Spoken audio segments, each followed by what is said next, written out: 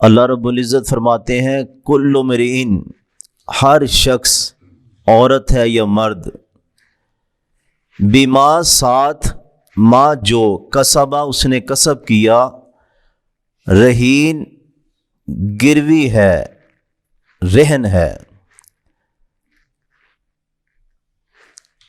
جب بندہ کسی سے قرض لیتا ہے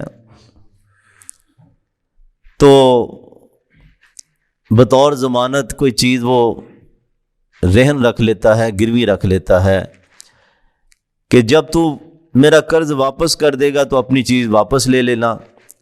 لیکن اگر وہ واپس نہیں کر سکتا تو پھر جو گروی چیز ہوتی ہے اس کو ضبط کر لیا جاتا ہے۔ تو ہر انسان کی جان اللہ نے گروی رکھی ہے، اس کا نفس گروی پڑا ہوا ہے۔ اور قرض کیا ہے؟ یہ زندگی، یہ صلاحیتیں، یہ مال، یہ فیکٹری، یہ اولاد، یہ اللہ نے اس کو قرض دیا ہے۔ اگر تو وہ ان کو صحیح استعمال کر لیا تو اس کا معنی اس نے قرض واپس کر دیا، اپنی جوانی کو پاک کر لیا، اپنی زندگی کو عبادت میں گزار دیا، اپنے کاروبار کو شریعت کے مطابق رکھا، اپنے عہدے کو اللہ کی مخلوق کی خدمت کے لیے وقف کیا، تو یہ ہے اس نے قرض واپس کر دیا تو اپنی جان کو وہ چھڑوا لے گا۔ ورنہ اگر اس نے ان صلاحیتوں کو ضائع کر دیا یا بغاوت پہ لگا دیا تو اس کی جان کو قبضے میں لے لیا جائے گا اور جہنم میں پھینک دیا جائے گا۔ تو ہر بندے کی جان، ہر شخص، دوسری جگہ ہے جان، یہاں باقاعدہ ہر شخص گروی پڑا ہوا ہے اپنی کمائی، اپنے کسب کے بدلے میں۔ ہم کہتے ہیں میری مرضی، میری مرضی، دنیا کیا کرتی ہے، دنیا کا کیا فیشن ہے، نہیں۔ اور پھر یہاں اس آیت کا پچھلی آیت کے یعنی کہ اسی آیت کے ساتھ جو اللہ رب العزت نے فرمایا کہ اولاد کو بھی ہم اگر وہ ایماندار ہوئی تو ان کے والدین سے ملا دیں گے۔ کیا معنی؟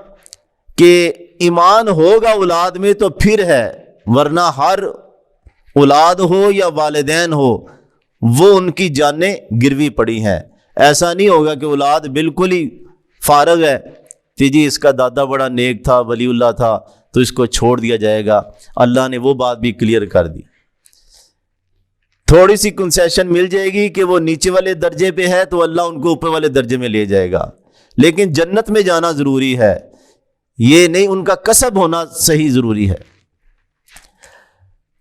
اس لیے پیر کی عبادت مرید کو کوئی فائدہ نہیں دے گی، والدین کی تہجد بے دین اور بے نماز اولاد کو کوئی فائدہ نہیں دے گی۔ وَأَمْدَدْنَاهُمْ بِفَاكِهَةٍ وَلَحْمٍ، پھر جنت کا تذکرہ، یہ ذرا کلیئر بات کر دی کہ کوئی یہ غلط فہمی میں نہ رہے کہ نہیں صاحب خاندانی جنت میں چلا جائے گا ایمان کے بغیر۔ نہیں، ایمان ضروری ہے کیونکہ ہر بندہ اپنے کسب کے بدلے گروی پڑا ہے۔ ہم ان کو دیتے چلے جائیں گے بِفَاكِهَةٍ، میوے پھلوں کی شکل میں، ڈرائی فروٹ کی شکل میں، وَلَحْمٍ اور گوشت، مما یشتہون اور وہ چیزیں بھی دیں گے جو وہ چاہیں گے۔ جس طرح ہمارے ذہن میں گوشت کا تصور ہے کہ یہ ذبح کیا جائے گا، شہد اور دودھ، جس طرح اللہ نے دوسری نعمتوں کے متعلق فرمایا کہ وہ شہد کی مکھیوں سے بنا ہوا شہد نہیں ہوگا، وہاں تو شہد کی نہریں چل رہی ہوں گی۔ وہ بھینس کی تھنوں سے نکالا ہوا دودھ نہیں ہوگا، وہاں تو دودھ کی نہریں چل رہی ہوں گی۔ یہ سورہ محمد میں ہے صلی اللہ علیہ وسلم۔ اسی طرح دنیا کی شراب تو پھلوں کو گلا سڑا کے بنائی جاتی ہے، وہاں تو شراب طہورہ کی نہریں چل رہی ہوں گی، چشمے ہوں گے۔ اسی طرح گوشت بھی وہ اللہ کی خاص ہی مہربانی سے وہ گوشت ہوگا، اس کا کیا ٹیسٹ ہوگا وہ تو بندہ جنت میں جو جائے گا وہی محسوس کرے گا۔ اور رسول اللہ صلی اللہ علیہ وسلم نے بھی فرما دیا نا، جنت کی نعمت کسی آنکھ نے دیکھی نہیں، کسی کان نے سنی نہیں، کسی دل میں تصور بھی نہیں آ سکتا۔ ہم ہلکا سا تصور لا سکتے ہیں قرآن اور حدیث پڑھ کے، لیکن حقیقی تصور آ ہی نہیں سکتا۔ فرمایا یتنازعون فیہا، نزع ہوتا آپس میں چھینا جھپٹی، یہ ہے خوش طبی کے ساتھ کہ چند دوست بیٹھے ہوں تو کسی کے سامنے گلاس آئے تو دوسرا پکڑ لیتا ہے، یعنی کہ یہ نہیں کہ لنگر ختم ہو جائے گا، یا جس طرح سیاسی لوگوں کے کیک کاٹا جاتا ہے تو وہ کیک ہی سارا منہ پہ مال لیتے ہیں، یعنی کہ پتہ نہیں مجھے ملے گا کہ نہیں ملے گا، دیگوں میں لوگ گر جاتے ہیں۔ یتنازعون فیہا، وہاں خوش طبی کے ساتھ، خوش دلی کے ساتھ آپس میں وہ جنتی چھینا جھپٹی کریں گے، کاسن کہتے اس شیشے کے گلاس کو جو شراب سے بھرا ہوا، خالی گلاس کو نہیں کہتے، لا لغو فیہا، جس کے پینے سے کوئی بےہودگی اور بکواس نہیں اس کی زبان سے نکلے گی۔ ہوتا نا اسے ماں بہن کا بھی نہیں نشئی کو پتا ہوتا کس سے بات کر رہا ہے، تو وہ تو اعلیٰ قسم کی شراب ہے۔ ولا تاسیم، اس میں نہ کوئی گناہ اور بدکاری ہے، صرف لذت ہی لذت ہے، فائدہ ہی فائدہ ہے، کوئی سائیڈ افیکٹ نہیں۔ وَيَطُوفُ عَلَيْهِمْ غِلْمَانٌ لَهُمْ، اور ان کے لیے چکر کاٹیں گے غلمان، خادم ایسے جو نوجوان ہے۔